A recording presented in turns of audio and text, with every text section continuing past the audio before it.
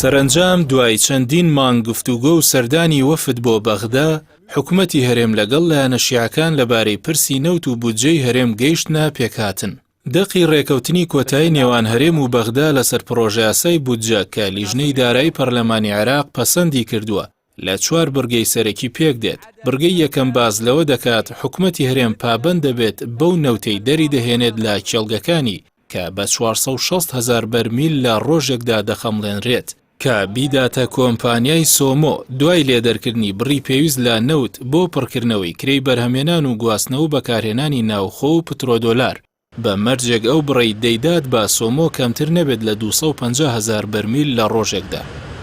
لە بڕگەی دووەمیشدا دەڵێت بڕگەی سەرەوە بە هەماهەنگی نێوان وەزارەتی نەوتی عێراق و وەزارەتی سامانە سروشتەکانی هەرێم جێبەجێ دەکرێت. لە بڕگەی سێمدا دەڵێت حکومەتی هەرێم پابەند دەبێت بە ڕادەستکردنی داهاتە ناننەوتیەکانی بە خەزێنەی دەوڵەت. بە گوێرەی یاسای ئیدارەی مالی تا دیوانی چاودێری دارایی فیدراڵی بە هەماهەنگی لەگەڵ چاودێری دارایی هەرێم ئەو داتایانە وردبینی بکەن کە حکومەتی هەرێم پێشکەشی دەکات. لە بڕگەی چوارەمدا باز لەوە دەکات لە حاڵەتی جێبەجێکردنی ئەو بڕگانی سەرەوەدا حکومەتی فیدراڵی پابەند دەبێت شایستە دارایەکانی هەرێم بدات کە لەم یاسایەدا هاتووە.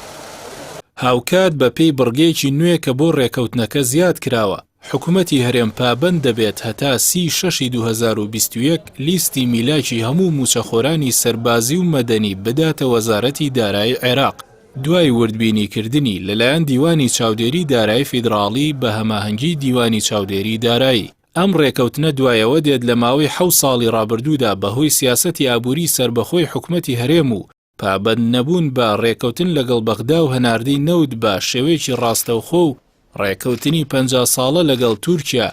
خەڵکی هەرێمی کوردستان لە دۆخێکی خراپ و گوزەرانێکی پڕ لە چەرمەسەریدا بوون کە زۆر کات حکومەت نیوە موچە و چارەکە موچەی بە 2 مانگ جارێک دابەش کردووە. ئێستاش هاوڵاتیان بە ئومێدەوە چاویان لەسەر ئەو ڕێکەوتنەیە و داوا دەکەن حکومەتی هەرێم لای خۆیەوە پابەند بێت و هەمان سیناریۆی ڕێکەوتنەکانی پێشوو دووبارە نەکاتەوە کە لە ئەنجامی پابەند نەبوونی هەرێم دوای چەند مانگێک هەڵدەوەشایەوە.